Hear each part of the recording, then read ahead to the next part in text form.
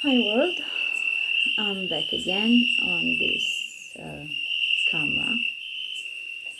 Um, I'm back to continue my story. So I left a big part of the story out because I just couldn't bring myself to talk about it.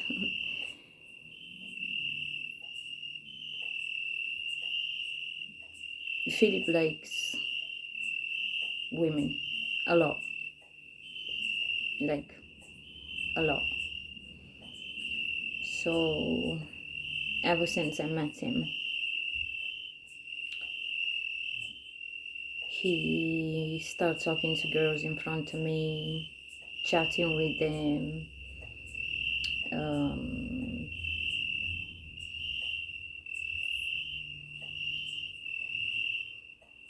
go with them, in front of me. So I thought it's something wrong with me.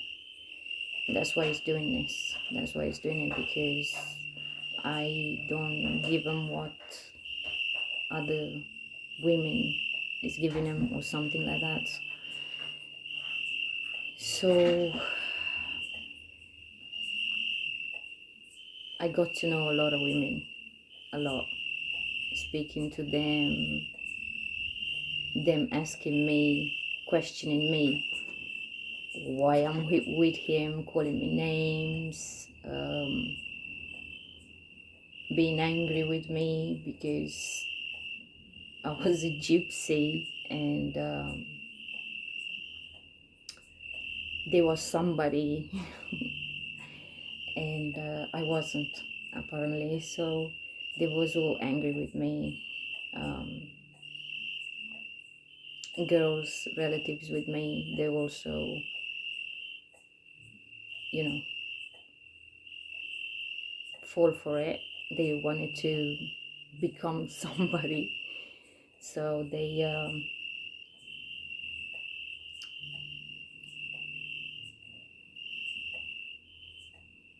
try to, take Philip from me.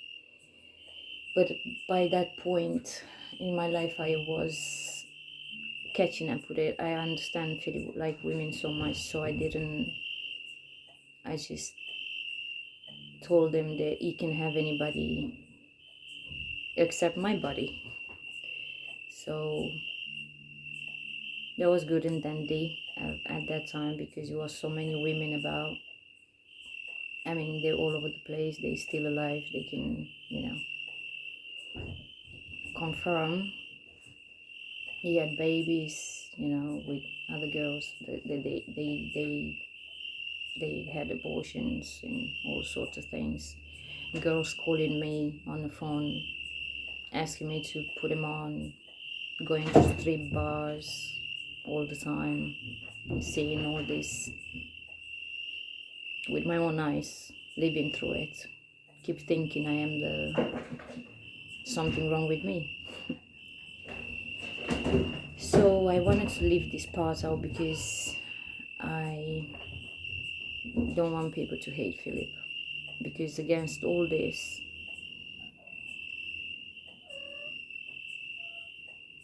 he still cared for me, and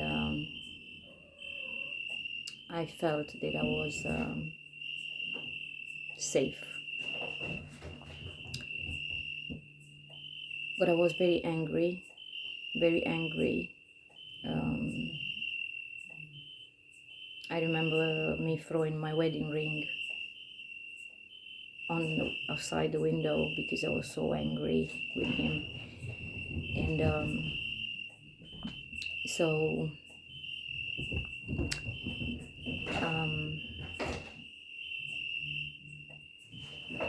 basically he could go with anybody, but I wouldn't give him my body.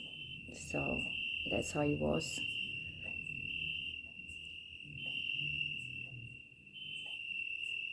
I only felt safe with Philip. I wasn't looking for anybody or anything, but I did have two affairs. I wasn't looking for it. It just because of my anger, and to be honest, I didn't care at that point because I saw he didn't care. So I just done what he done.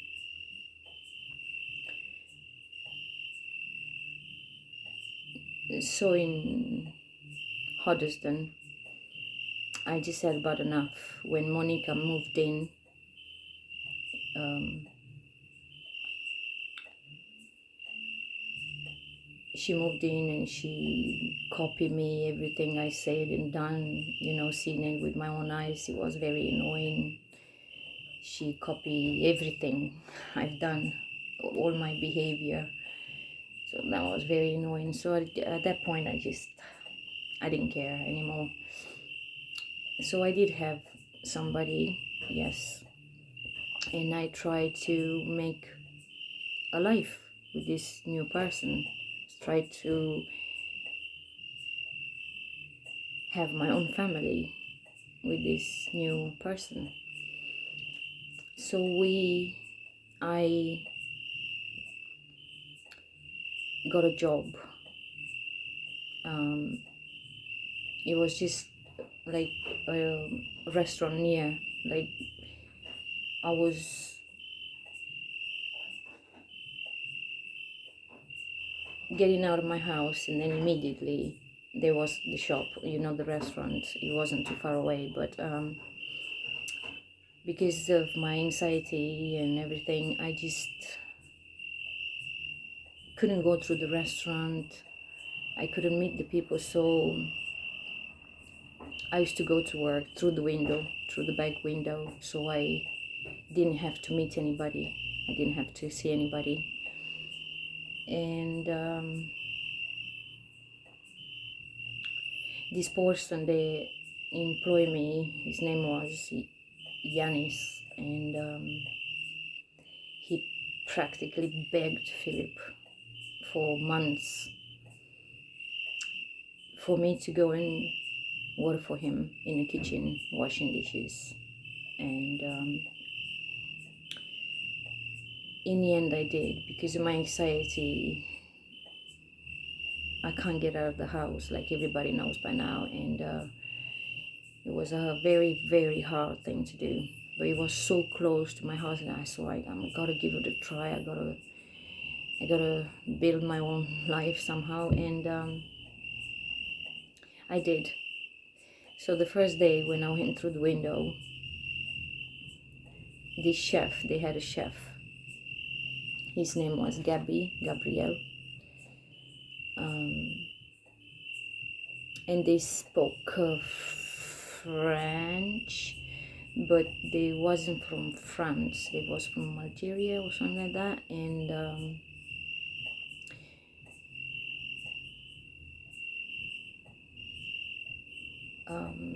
I I went through the window, and the chef's reaction was like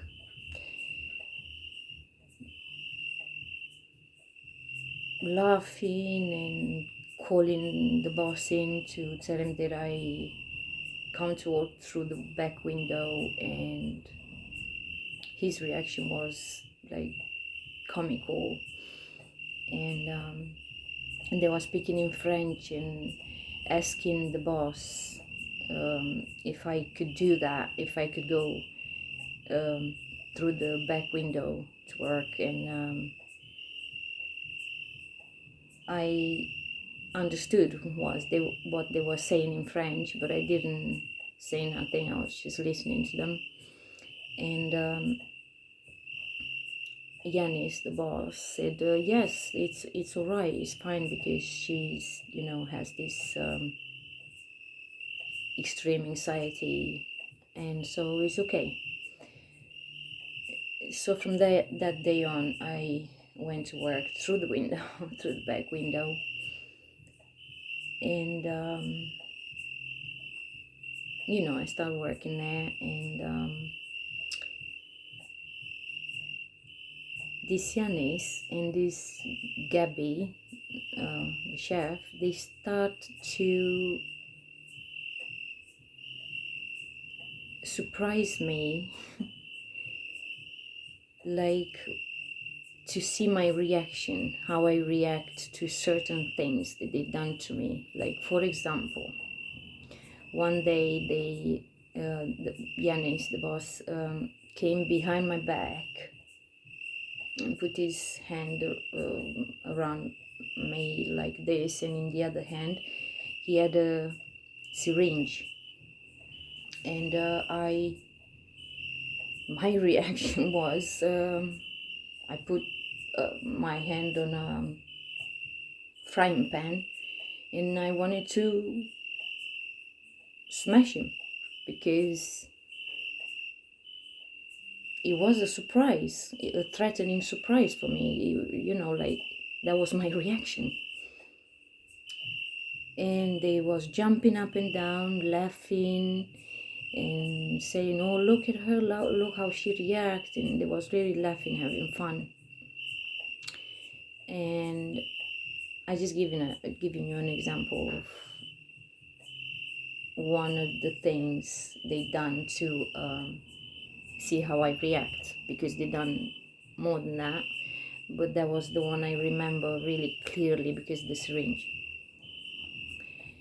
And so I started working there, trying to, you know, build my life with this other person.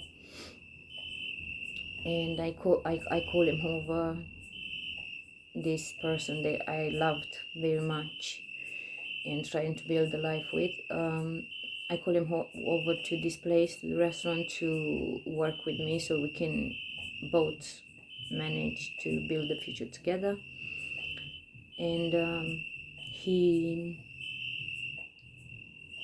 Gabby had a very unusual reaction, like Kosti, it was his name, this person that I really, really loved. He told me that Gabby had tears in his eyes when I introduced him to them and told them that I want to build with a life with this person. So they, you know, employed him as well, because I said that is the only way I will stay there, only if they let him in, because I felt safer because I was staying there, renting a room in a restaurant. I was living there in the restaurant. They had upstairs, they had rooms, so I lived there, renting a room, paying the room as well. And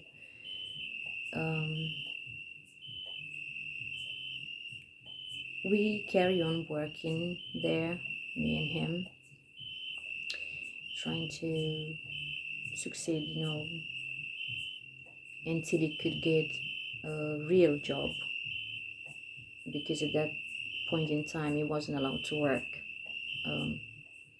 legally, so it was just little money which you couldn't do anything with, just survive.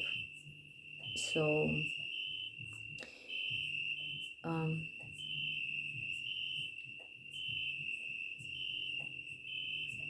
we worked for a few months, like 2 or 3 months, and he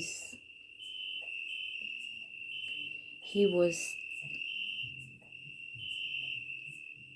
frightened, because he was frightened of something, because Gabby was keep whispering something in his ear, making him frightened when he was working. And one day he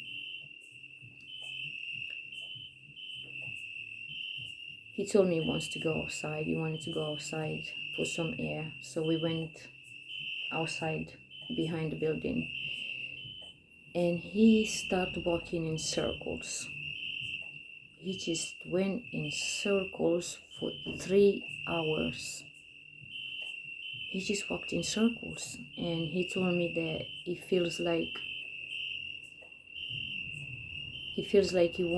wants to walk. He just felt like he wanted to walk and walk and walk and walk. And I couldn't understand. I was desperate to understand him, but I couldn't. And prior to that, about 3 days before that happened, my instinct told me to read this book that Yanis had about metaphysical stuff. So when I picked this book up and I was trying to read it, Yanis, he went really angry with me and told me that why do I try to read that, because I would never understand it, and I shouldn't try to read this book, which is above me, above my intelligence, apparently. And he took the book from me. I was surprised that he had that reaction, and I just let it go. I didn't think more about it, but like I said, 3 days after, Kosti started walking in circles, and he couldn't stay still. He just couldn't stay still.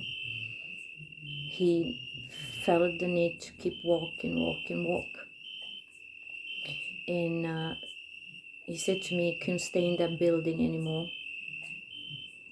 And he started to hear voices. He started to hear voices. He was frightened. I know he was frightened. He seen one day 2 Russian people come to the restaurant, a woman and a man, and they come into the kitchen and they give Gabby, the chef, they put a big bundle of money in his hand while he shook his hand. They didn't hang about, they just done this thing and they went. They seem so cold and precise in what they're doing. And there was another chef working there. His name was Michael, and he actually was French. He had a wife. I don't remember her name, but beautiful woman, colored woman, beautiful. And he was very nice. He was extremely nice, actually, very kind person. But in that time, when this weird thing happened to Kosti, he wasn't there because he had an accident. His leg, he broke a leg, and he had a cast on his leg, and he had to stay home. And so Kosti didn't want to stay in the building anymore. He started hearing voices, which was very, very upsetting for me because I didn't understand nothing. I was so confused. He was saying to me, like, shh, listen, do you hear that? Do you hear him talking? And I used to ask, I asked him, who? And he used to say, Yanis, the boss. Do you hear him? Do you hear him talking? He's talking to me. That was so frightening because I see him in front of me losing his mind, and I couldn't help him. I wanted to help him so much, but I couldn't, and he was frightened of me. He was frightened of me as well. So he went to my sister, because my sister lived there in the city, in Hosden. They all know, they all been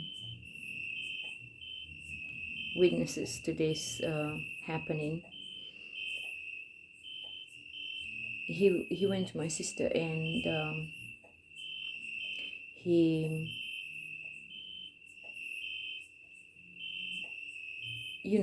behaved like a mad person, like hearing voices, and he was really, really, really frightened. And while I was in work, while I was working, um, he ran. He ran from my sister, and none of us knew where he ran to go and look for him and care for him, because he lost his mind. All of a sudden, just one day, he started hearing voices. So I was very upset. I was crying a lot. I was crying a lot. And my boss told me,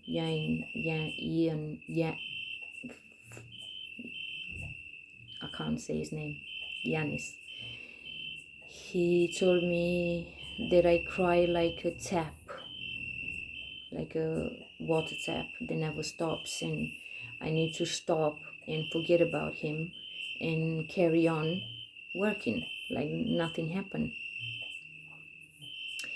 And I thought, it's so cold. And I couldn't stop crying. No, I couldn't. And one day he come and knocked on my door. By this time, Kosti disappeared. We didn't know where he was. Nobody knew. So he came and knocked on my door and called me over, and he said, he gave me a tablet, and he showed me exorcist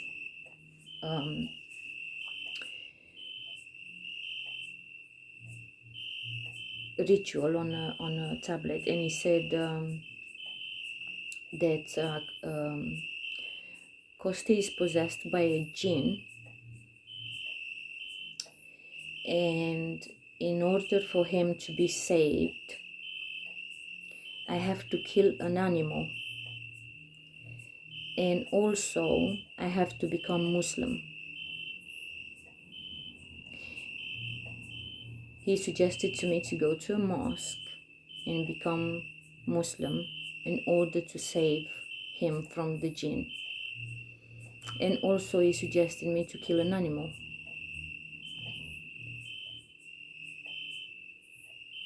So while he said that, I was feeling like he's the devil himself. And I said to him, I would never, ever kill an animal. And I did say to him, I think you are the devil, making me do this, suggesting to me to kill an animal. I think you are the devil, actually. He laughed. And it's funny because the chef Gabi used to joke and used to say he is the devil, he's the devil, about Yanis, the boss. And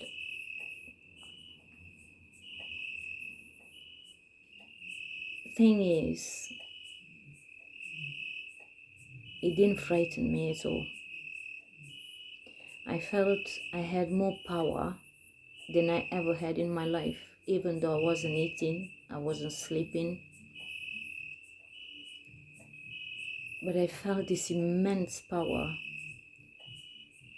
to carry on like I never felt before.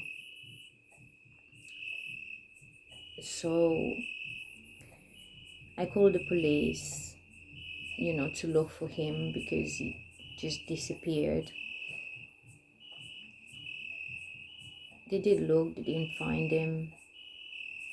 So I started looking, going by the rivers, through the woods, calling.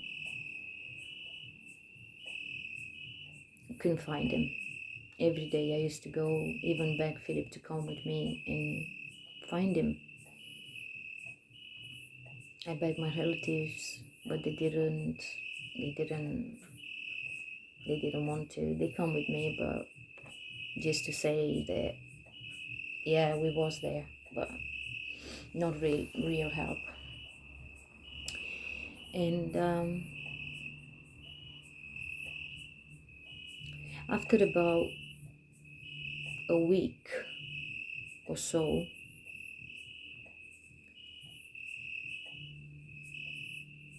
I just saw he's dead somewhere and we cannot find him. So I was like very upset, not eating, not sleeping. I couldn't.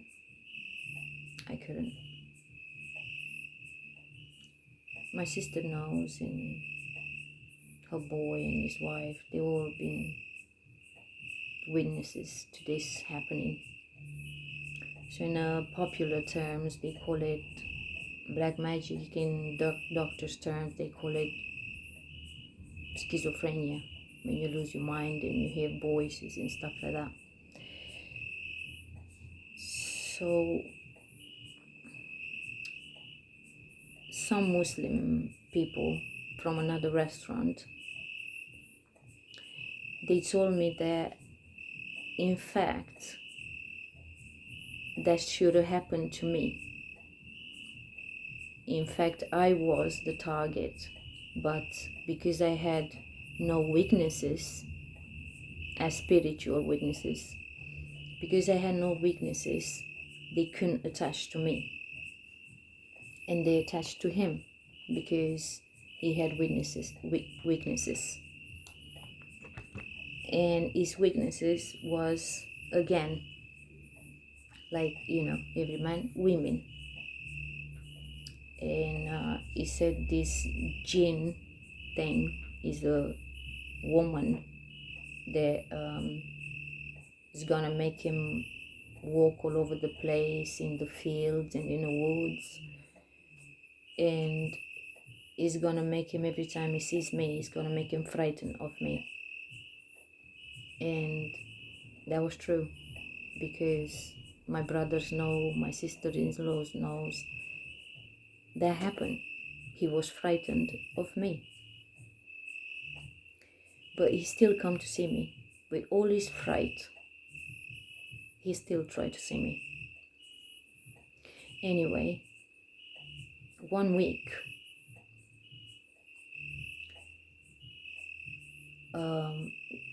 after 1 week and something, his father called me and he said he's home. And when I heard that, I just fell to my knees and I was so tired. I went to sleep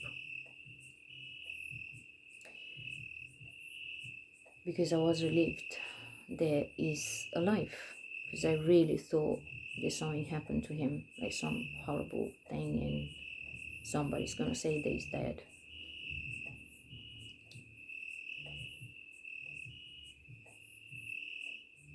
So he called me, even though he was frightened of me. But, he called me and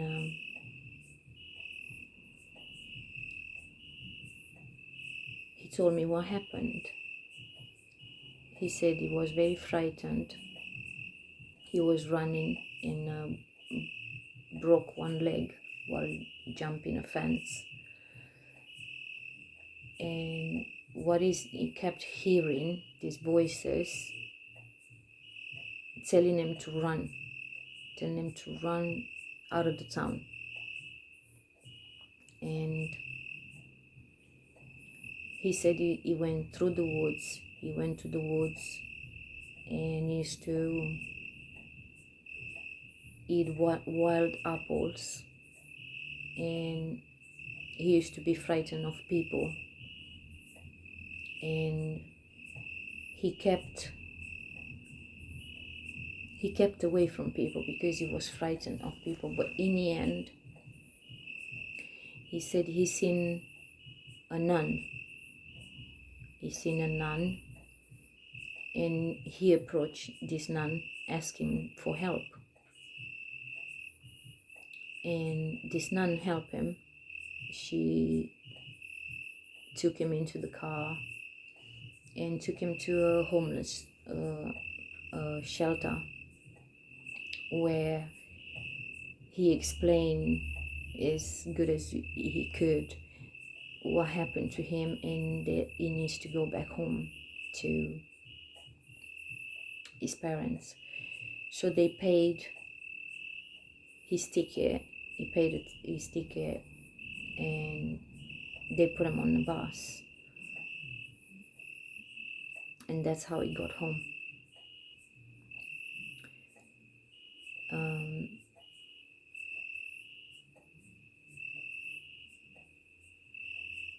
So you know, this happening is true until today. He's taking pills right now. He's on medicine, and if he goes off the medicine, he starts hearing voices. And all my family knows. They all been witnesses to this, even Philip. So that happened, and my future with this person was no more, because his mind is not what it's supposed to be, it used to be. So I lost him as well. I lost him. I went back to Romania to help him, to be there, to try to help him fight this thing.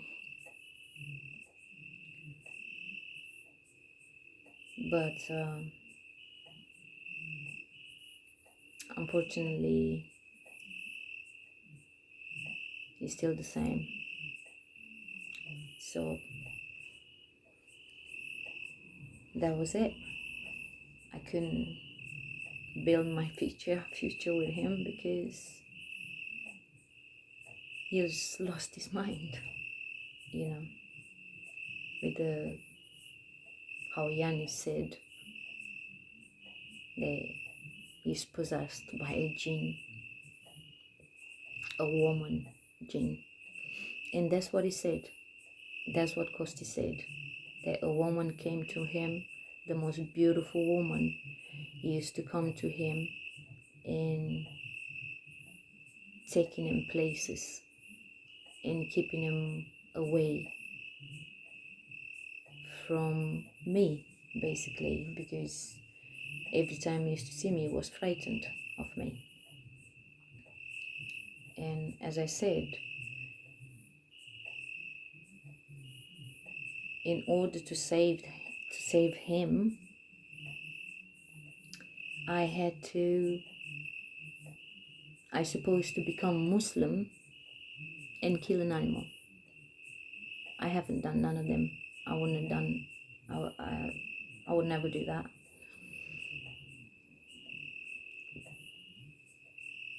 So that was that. Until today, still alive. He can tell his story. You know, it's a fact. You know, it's right there. And I remember something else which I need to tell. When I lived with my sister, this was the time when I went after him to help him, and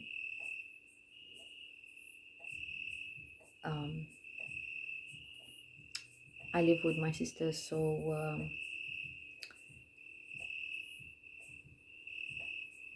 her son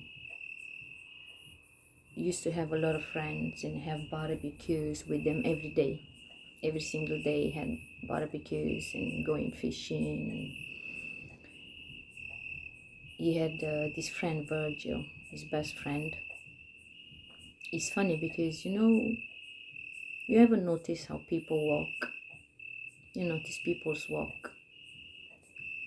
He walks like Mr. Putin. I mean, he's right there. His facts. Have a look. He walks like him. He talks like him. He is like him. You could say it's like they look alike so much. And this person tried to touch me.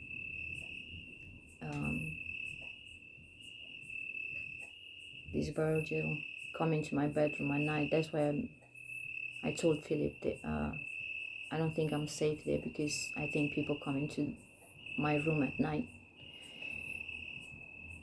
Because he did. He was in my room touching me. So yeah, that was the reason I told Philip to take me back to England, because I wasn't feeling safe. And he has a cousin, we nickname her Corazon, and she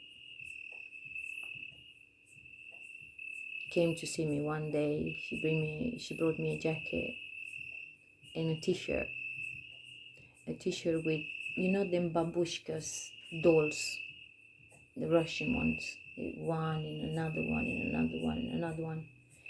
She gave me one of them t-shirts and a jacket and some shampoo, because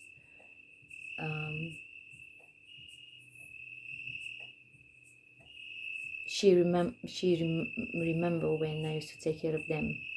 So she just want to pay attention to me, I suppose, when I needed attention. So she brought me these things, a t-shirt with a babushka doll and a jacket, which I was very grateful for.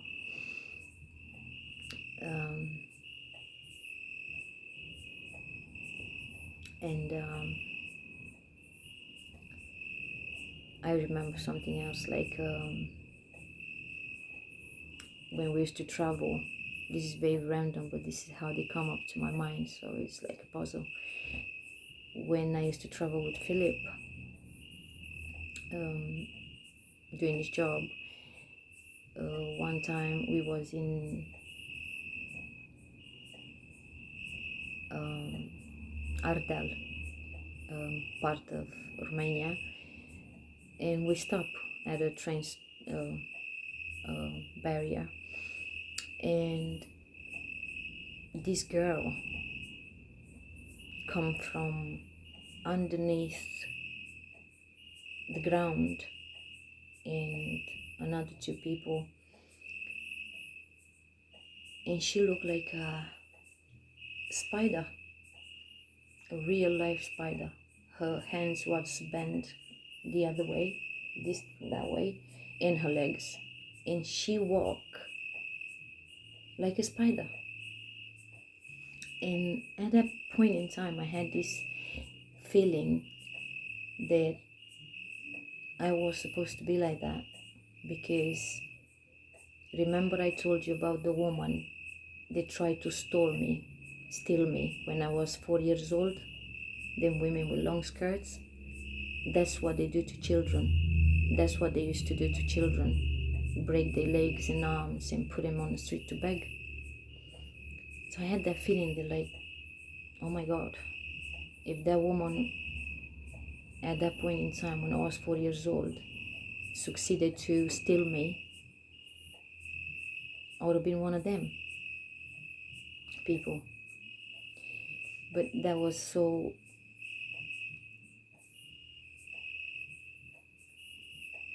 I couldn't believe I was seeing what I was seeing. It was like a horror image or story, or a reality, actually, because that was a reality. Philip was there, he's seen it, he knows, he's seen it.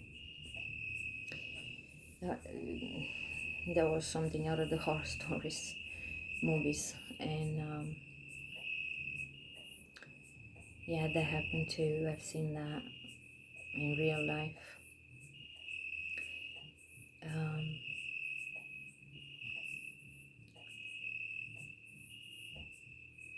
so in Hoddesdon, while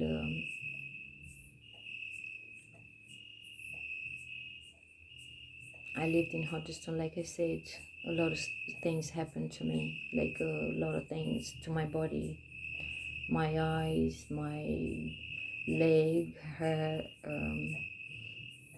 belly aches, like extreme belly aches, and all of this stuff, and throwing up, losing my hair, um, all this sorts of stuff. And just before we came here, just before we had to come here, um,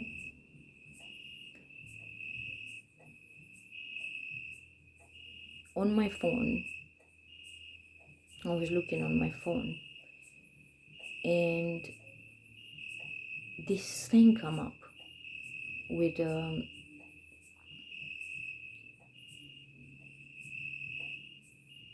people, a video with people eating little babies. And I was so shocked. I was so frightened and shocked, and I couldn't believe I was seeing what I was seeing. And I throw the phone from my hand. I throw it because I couldn't watch this thing. I couldn't believe what I was watching, and I throw it out of my hand. But now I kick myself because I wanted. I should have saved it. I should have saved it. But at that point, I couldn't. I don't know who watches things like this. I don't know how you find things like this, and why would anybody do that or watch that kind of stuff is beyond me. That was the most horrific thing I ever seen on the internet, and I haven't looked for it. I will never look for things like this. It won't cross my mind. But it was a suggestion on my phone. It just come up like a suggestion. So yeah, that happened before we came here to this place. Just before, not long, just before we came here. So next time I will tell the story what happened here in this house, even though, you know, Big Brother, it's always about. But I will tell it with my own words, my own time. Because in this house, here,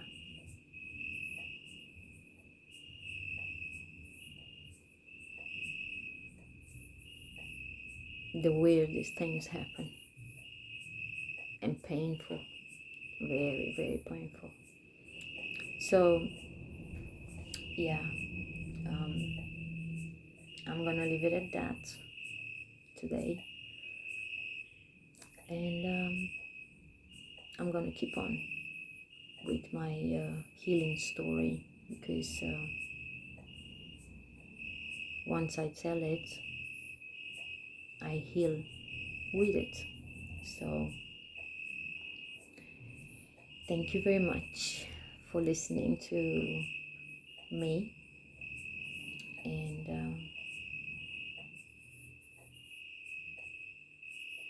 I wish you all peace and joy and